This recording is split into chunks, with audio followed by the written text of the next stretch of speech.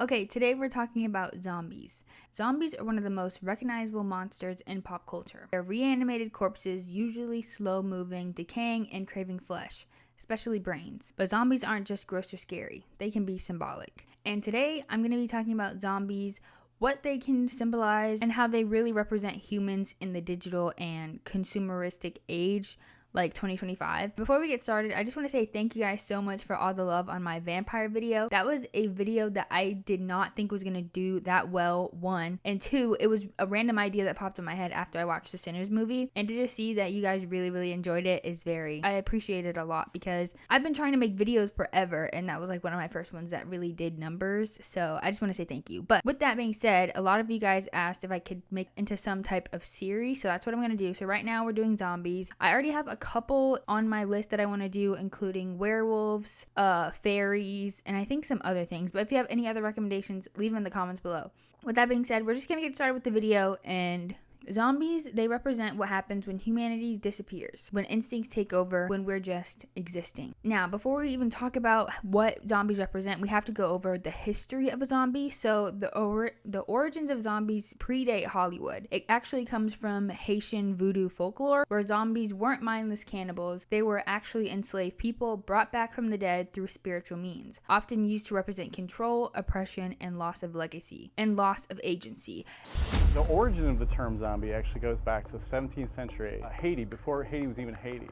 And Haiti was a destination for slaves from Africa brought by the French. They were treated really poorly and often worked to death. So part of their mythology was this idea that if you try to get away from the suffering of slavery and committed suicide, you would be forced to do work and be a slave for all of eternity. So the idea of the zombie actually comes from this sort of hellish afterlife in which you lumbered around with no direction and were forced to work forever. But to enslaved communities, these zombies symbolize the ultimate fear, not death, but a living death, stripped of agency, forced to obey. And I think we can kind of see that relate to the human experience now, especially in like the digital age of people becoming zombies to like their phones, or to capitalism, or to any subject known to man. People are becoming zombies and just going with their control.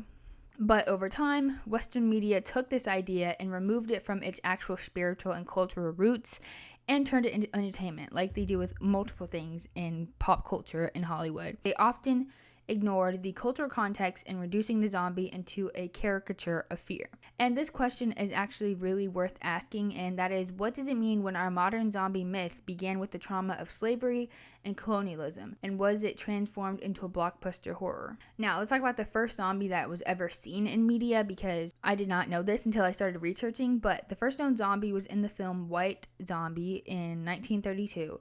But its real shift came when George Romero's Night of the Living Dead in 1968. Romero didn't just invent the modern zombie, he redefined what it could represent. His undead weren't driven by dark magic, but by a mysterious contagion. And more importantly, they were a metaphor, a reflective of the real world. Racism, war, consumerism, social decay. And we can see Romero's legacy in the zombie as how he uses a zombie to criticize culture in general. So he didn't just make zombie movies, he actually created this monster to mean something. Night of the Living Dead was released during the height of the civil rights movement. It featured a black protagonist, very rare at that time, who survives the entire film. And if you know anything about black people in horror movies, they usually die first. So this was a very new thing to be happening in scary movies at the time. But at the end of this movie, he was mistaken for a zombie and was shot by the police at the end of the movie. Romero never claimed that it was political, but the context speaks volumes. In his sequels, he tackled consumerism within Dawn of the Dead, government failure in Day of the Dead, and inequality in Land of the Dead. And actually, if I ever get big enough to, create a Patreon or anything, I would love to do a movie night of watching all of these movies and references that I have in these videos. I think that'd be really fun. So let me know if you'd ever want to see that in the comments. But let's get back to it. For Romero, zombies weren't the horror, they were the setting. The real horror was society itself. And I think a lot of horror films do that, and just movies in general. They take really crazy things and kind of make them represent the culture and society that we live in. It's very interesting to me. But now let's break down the four main ideas and the four things that I think zombies represent in media.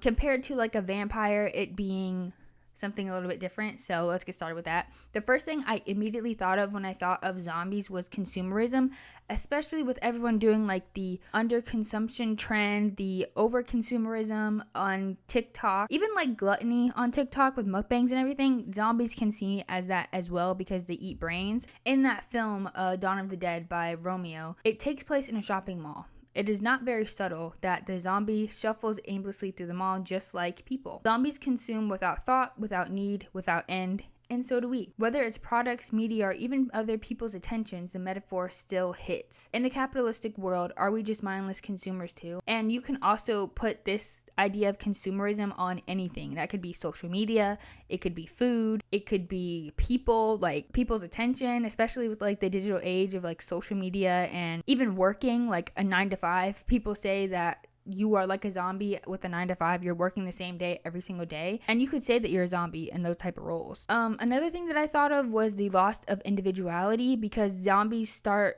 like once they eat the brain of a person or they get bitten by a zombie, they kind of come into this like herd mentality. They're always staying with the same zombie people that they're part of, and they kind of like just take on the idea of a zombie. They're not that person who became a zombie anymore. They lost their soul, they lost their emotions, they lost their personality. And we can see that now in social media with people like taking on TikTok trends and being influenced by every little thing on social media and not staying true to themselves and keeping that personality that they had once inside them when they were like a child. Like, especially nowadays, everybody wants to be everybody. Like, everybody wants to be the same person, and it's like, where has the individuality of people gone in the year 2025? So in here it says zombies are all the same. Once someone turns, their personality vanishes. It doesn't matter who they were, friend, lover, parent, they're gone. They've been absorbed into the horde. I think this could actually be a very good metaphor for burnout. In the society we're in, we're so obsessed with productivity, efficiency, and just what we look like to other people. It's easy to feel like we're just another face in the crowd, just another body in the machine. Like I was saying with like 9 to 5 jobs, like even just society as general, we go to school, we go to college, we get a job, and that's it. Like, we're just repeating the same cycle over and over and over again. Where's the individuality? Where are people doing like their own thing and really making that and really going off that beaten path? Because everybody has in their brains that you have to do the same thing to reach this level of success in society. Another thing that I thought was human relationships in crisis. A lot of zombie stories like The Walking Dead I'm thinking of, or that new show The Last of Us, the zombie stories are way more than just people turning into zombies. It comes with like moral dilemmas. When society collapses, what's left? Loyalty, morality. In The Walking Dead, some of the worst decisions come from fear, not zombies. In The Last of Us, love and survival clash in heartbreaking ways. Zombies aren't just the main threat. People are. These stories force us to ask, to be human, especially when the world is falling apart. A lot of these like dystopian end of world shows are the most important thing, or what are the humans doing? What are these people doing when there's only a couple of people left in the world? Are they turning to violent things, or are they trying to make the world a better place even though they're in their darkest days? There's nothing, crazy going on around them. They have to really focus on themselves and what they can do to make the world better. And sometimes in those shows, they don't really do the right thing. Even though humanity is at the end, people still decide to do the worst things, which you can also see that in today's world with billionaires doing whatever they want. When you have people who can't even find a meal in a day, you have billionaires spending so much money to do what? Not help people who need it. They're spending it on random projects nobody cares about, going off on social media when they could actually use that money for good. So that's just crazy to me. The one that came up the most when I was making this outline for this video is that zombies are very prevalent in the digital age right now. People scrolling endlessly, watching TikTok for hours, and binging content with no break. Does this sound familiar to you? Zombies used to be about malls. Now they're about smartphones. We're overstimulated, overfed with content, and underconnected. We chase dopamine like zombies chase brains. And if you've seen the Netflix film, The Social Dilemma, I had to watch that in college or something, and it really opened my eyes to how these like tech companies and social media platforms really, really want our attention, and everything to do with the attention economy is like zombies wanting brains. We want that hit of dopamine, that hit of connection with people that we don't know, versus going out and hanging out with your friends for a couple hours. Like, why are we so fixated on watching something on TikTok versus going to hang out with their family. And you can see that in the zombie, especially in that first film I talked about with the zombies in a shopping mall. You can replace that with anything, and that's the same thing. Consumerism, consuming social media, consuming too much food, consuming too much money, like spending your money on stuff that you don't need. Like, zombies are seen in all these things. And it was really eye-opening when I started researching for this video, because I'm not a big zombie fan. I would say my favorite creature, it would probably be a vampire. That's why I made that video. And it's just crazy to see how, like, these little creatures are not too far off from us right now. So also, I think we can also see this in like AI and burnout. Honestly, social media creates a kind of digital zombification. We lose track of time, of thought, of self. We become predictable. Data-driven algorithms know our next move before we do. And there's AI. If zombies can represent fear of losing our humanity, AI is the opposite of the same coin. The fear of creating something too human and losing control. Burnout culture ties us all together. We work until we're numb, disconnected from purpose, sleep deprived, overstimulated. Modern life doesn't just create zombies, it requires us to become them. And I have a couple of examples of zombie media. I'm not going to deep dive like I did in the last video, because I feel like this one is more of a, here are some examples of how we can see zombies over time, because we go from zombies being from like a Haitian folklore to what they are now, just brain-eating creatures, and you can kind of see that. So the first one I had was World War Z. This was actually the first zombie movie I remember seeing. I might have seen one before. Like, the only two zombie movies I knew before making this video was World War Z and The Walking Dead, which Walking Dead isn't even a movie. I'm not a big zombie person, like I said. So in World War Z, it's a global take. These zombies are fast, overwhelming, and spread like a pandemic. The real horror is how systems collapse under pressure. And I think zombies are different in different movies. Sometimes they're really, really slow. Sometimes they can climb over walls and jump on people, and like they still have a lot of function in their body. Versus other zombies who are really, really slow and they can't really get around none. So I think those zombies can be seen differently too. In The Walking Dead, it's a slow look at survival, morality, and how people can become monsters even without being infected. 28 Days Later, which I think that movie was kind of controversial because it centered around a pandemic or a virus that taps into fear about contagions and how quickly society can unravel. The Last of Us, which is pretty new. It was a video game, I think, and now it's a show. A fungus-like infected world that centers not on zombies but on trauma, grief, and love. It asks, what would you sacrifice for someone you love? And the last one, I've also seen this one as well, which is I Am Legend, that has Will Smith in it. It's really less about zombies and more about isolation from the consequences of human overreach.